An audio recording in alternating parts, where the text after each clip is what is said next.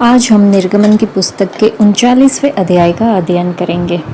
फिर उन्होंने नीले, बैंगनी और लाल रंग के काढ़े हुए कपड़े पवित्र स्थान की सेवा के लिए और हारून के लिए भी पवित्र वस्त्र बनाए, जिस प्रकार यहोवा ने मूसा को आज्ञा दी थी। और उसने एपोद को सोने और नीले, बैंगनी और लाल रंग के कपड़े का और सूक्ष्म बटी हुई सनी के कपड़े का बनाया। और उन्होंने सोना पीट पीट कर उसके पत्तर बनाए, फिर पत्तरों को काट काट कर तार बनाए और तारों को नीले, बैंगनी और लाल रंग के कपड़े में और सूक्ष्म सनी के कपड़े में कढ़ाई की बनावट से मिला दिया।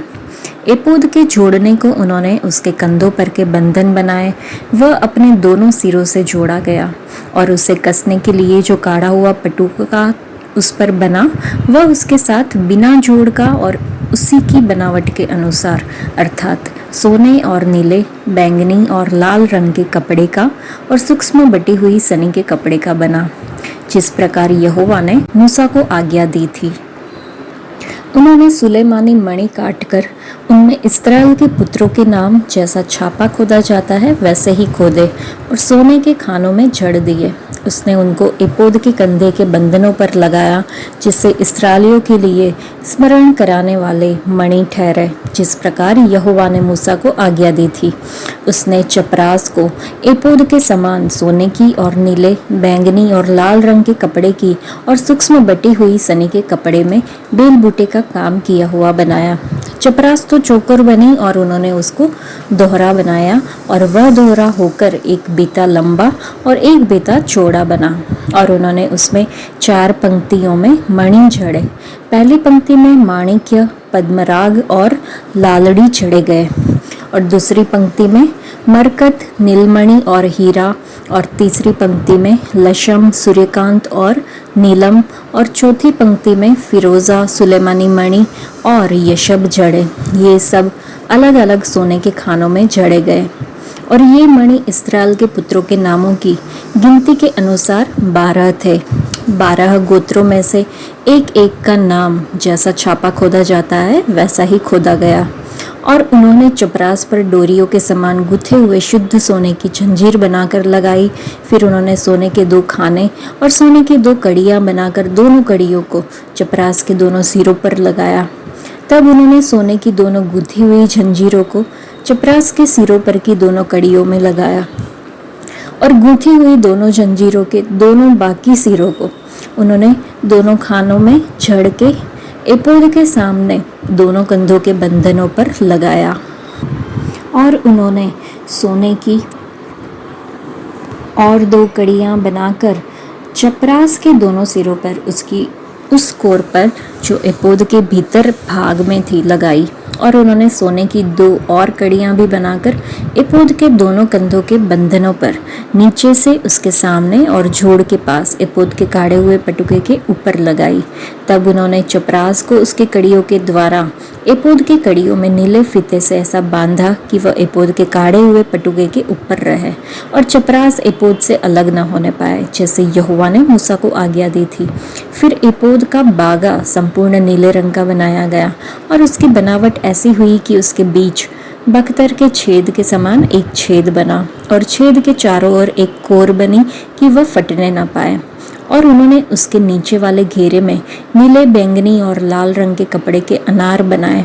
और उन्होंने शुद्ध सोने की घंटियां भी बनाकर बागे के नीचे वाले घेरे के चारों ओर अनारों के बीचों बीच लगाई, अर्थात बागे के नीचे वाले घेरे के चारों ओर एक सोने की घंटी और एक अनार, फिर एक सोने की घंटी और एक अनार लगाया गया कि उन्हें पहने हुए सेवा टहल करे, जैसे यहोवा ने मूसा को आज्ञा दी थी। फिर उन्होंने हारून और उसके पुत्रों के लिए बुनी हुई सूक्ष्म सनी के कपड़े के अंग रखे, और सूक्ष्म सनी के कपड़े की पगड़ी और सूक्ष्म सनी के कपड़े की सुंदर टोपियाँ और सूक्ष्म बटी हुई सनी के कपड़े की झांगियाँ और सूक्ष्म बटी हुई सनी के कपड़े की और नीले, बैंगनी और लाल रंग की कढ़ाई का काम की हुई पगड़ी, इन सभी को जिस तरह यहोवा ने मूसा को आज्ञा दी थी वैसा ही बनाया। फिर उन्होंने पवित्र मुकुट की पटरी शुद्ध सोने की बनाई, और जैसे छापे में वैसे ही उसमें ये अक्षर खोदे गए, अर्थात यहोवा के लिए पवित्र। और उन्होंने उसमें नीला फीता लगाया, जिससे वह ऊपर की पगड़ी पर रहे, जिस तरह यहोवा ने मूसा को आज्ञा दी थी। इस प्रकार मिलाप वाले तंबू के निवास का सब काम समाप्त हुआ, और जिस जिस काम की आज्ञा यहोवा ने मूसा को दी थी, इस्राएलियों ने उसी के अनुसार किया।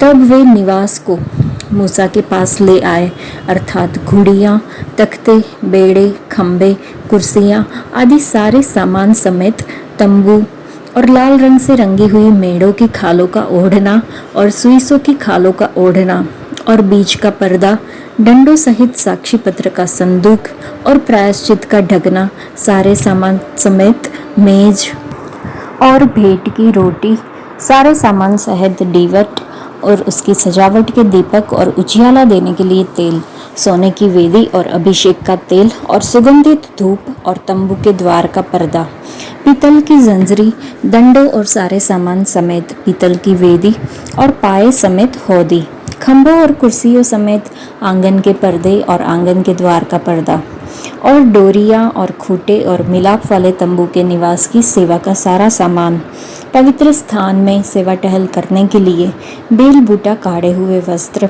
और हारून याजक के पवित्र वस्त्र और उसके पुत्रों के वस्त्र, जिन्हें पहनकर उन्हें याजक का काम करना था, अर्थात जो जो आज्ञा यहोवा ने मूसा को दी थी उन्हीं के अनुसार इस्राएलियों ने सब काम किया।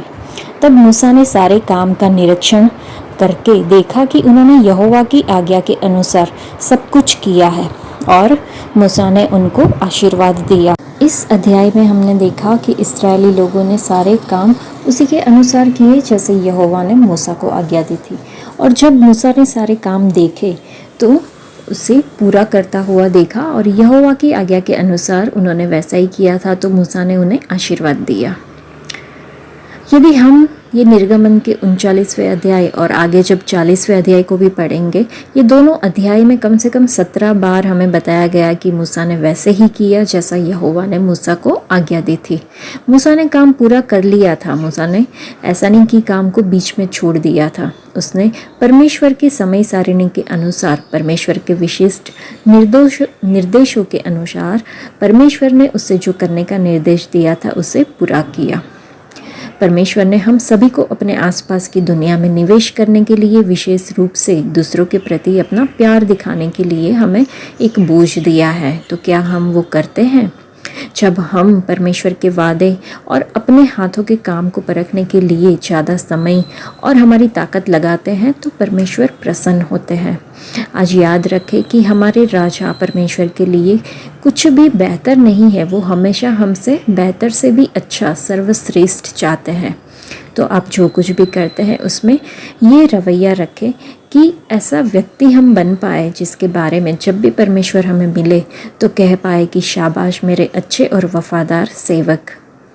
हम सब आशीष तो चाहते हैं लेकिन आज्ञाकारिता में पीछे रह जाते हैं। तो आइए, जब हमारा शरीर वो मंदिर है कि परमेश्वर हम में वास करे, तो हमें भी जांचना होगा कि हम आज्ञाकारी है कि नहीं।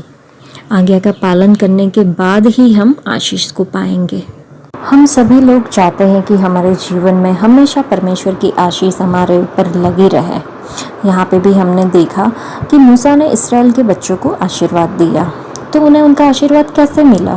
क्योंकि प्रभु परमेश्वर की आज्ञा के अनुसार उन्होंने तंबू का निर्माण पूरा कर लिया था। आज हमारा शरीर परमेश्वर का तंबू है।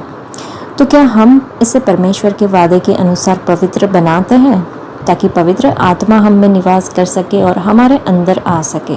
आइए हम खुद का परीक्षण करें। परमेश्वर यहोवा की आज्ञा के अनुसार जंगल में तंबू बनाया गया था। मूसा ने उनका सारा काम देखा। उनका मंदिर बनाने के लिए हमें अपना बहुमूल्य शरीर, आत्मा और वह सब कुछ अर्पित करना होगा जो हमारे जीवन में मूल्यवान है। हमें तराशने, झड़ने और हर प्रकार के काम करने, बनाने और ढालने में स्वयं को परमेश्वर के वचन के प्रति समर्पित करना चाहिए ताकि हम परमेश्वर की छवि बन सके।